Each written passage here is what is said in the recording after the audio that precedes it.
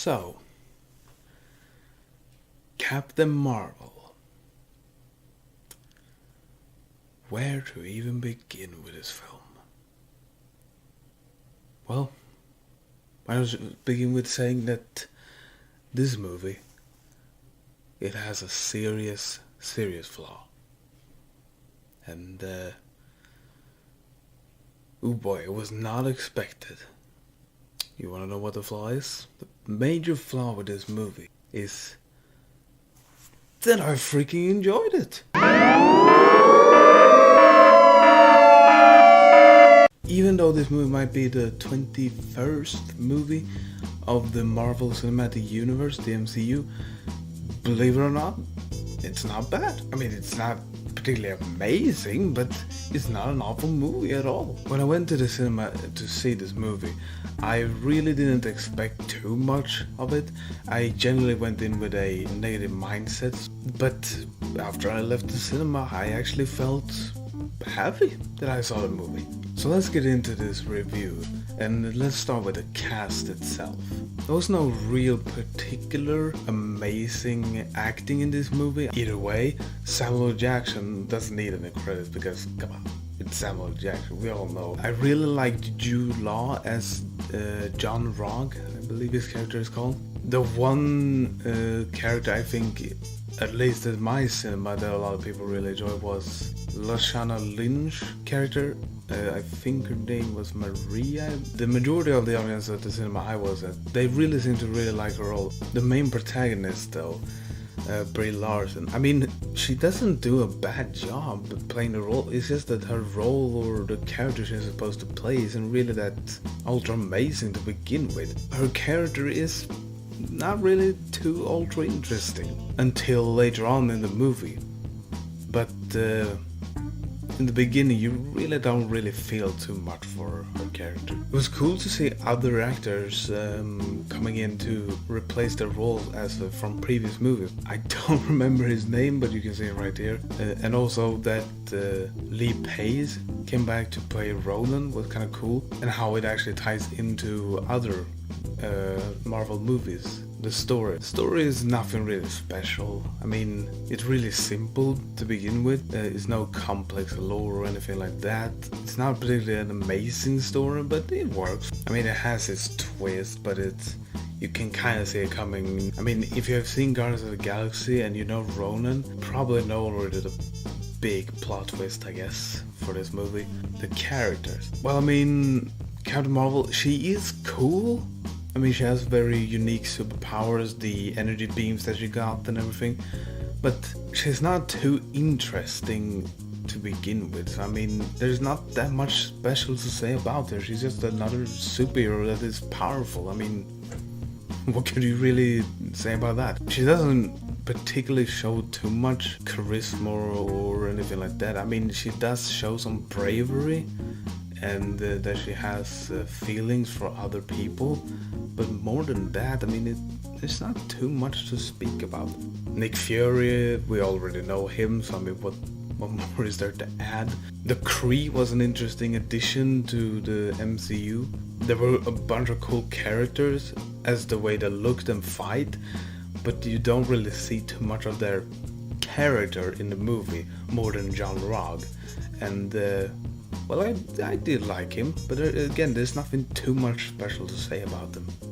One character that was kind of interesting was the intelligence. That character was probably a very interesting in-depth character because of how it would work, but then again, you kind of already know how it works. You know, Ego from Guardians of the Galaxy 2, who is supposed to be overpowered and really pushing the heroes to their limits and everything.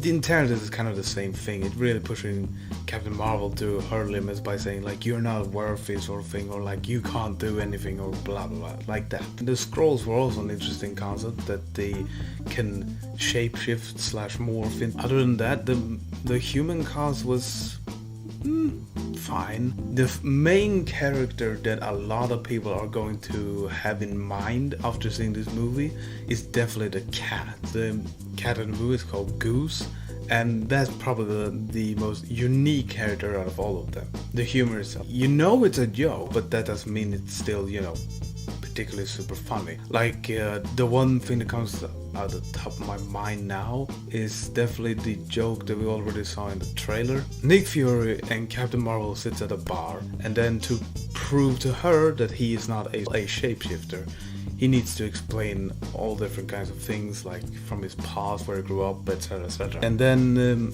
he asks the same questions to her, but instead of doing what Nick Fury did, she just shoots her energy beam. And then he asks, what does this prove? I mean, yes, it is a joke, but it's not super funny. On the other contrast, there is a lot of things in this movie that is really funny, like for instance the cat itself. I thought the Skrull leader, I don't remember his name, but he was really funny as well, because he's the only one that's really afraid of the cat, and that brings up some comedic value, because I would just think like, you know, why are you afraid of a cat, you know? Other than the humor, the movie does have feelings. The action then. This one doesn't have too much action, so if you really want to see an action-packed movie, this definitely isn't the one for you. But it does have some really cool action sequences, like the train chase. Probably the most spectacular one is the one where Captain Marvel is defending Earth in space. The movie itself is more about the characters themselves and what they experience, but the action that it does have, it does deliver, and it actually feels sort of nice to see. Now, after everything that I've said, what would I actually rate this movie? For this particular review, I actually developed a scale, the MCU scale, as you can see right here, where I will basically be placing different movies based around how good they are. So if we begin at the best ones, the perfection place right here. These are movies that are so good you can rewatch them how many times you want to, and they're just freaking amazing. Then we have the really great section, movies that are a great movie to watch.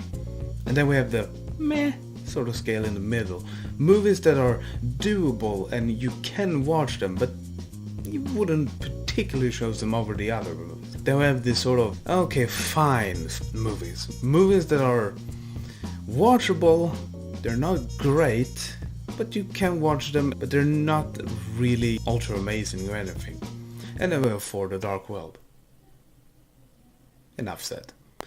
So on this particular scale, where would I actually put Captain Marvel? I would think right there. Yeah, I'm not kidding. Of course it's better than For the Dark World, but then again, everything is better than Dark World. And while it is no Avengers movie, I mean, it still has its place. It's not a particularly super awful movie. And like I said before, this is the 21st movie in the MCU. So I mean, we have seen these sort of origin / stories like a lot. If you really want to know who Captain Marvel is, then of course go see it. The general thing about this movie is that it should be a movie that you enjoy. That's the key thing with any movie, is that you enjoy it. All the people that were at the cinema when I was there, they all seemed to enjoy it a lot actually. Even the friend I went with, he thought this was a really, really good Marvel movie. He actually rated it the second best Marvel movie. He rated it right behind Avengers Infinity War. That's how good he thought it was. The other thing that I can say about my movie experience was when we got to the cinema, we actually spoiled ourselves the very last end credit scene. The one that is like after all the other credits. We actually got into the cinema right after the first airing of Captain Marvel. There was also a bunch of kids that were there early with us, and they were running around like jackasses around the cinema, and they were just yelling like do the dab or doing the floss. So I mean, that was something that happened. A question that you might ask is, do I actually need to see this to know exactly what's going to happen in the endgame? And to that answer I say no. There's no reason to see this movie to know exactly what will happen in the next Avengers movie, other than to know exactly who Captain Marvel is. I think in Endgame itself they will do a pretty good job of explaining who she is, like they did with the Infinity War. You can watch that movie without watching too many of the other MCU movies, and you still have a feeling that you know who these characters are. Overall, I really liked it, and I can recommend it. The next review will definitely be Avengers Endgame when that comes out, so I hope to see you there as well. But for now, have a good night, and go watch some movies.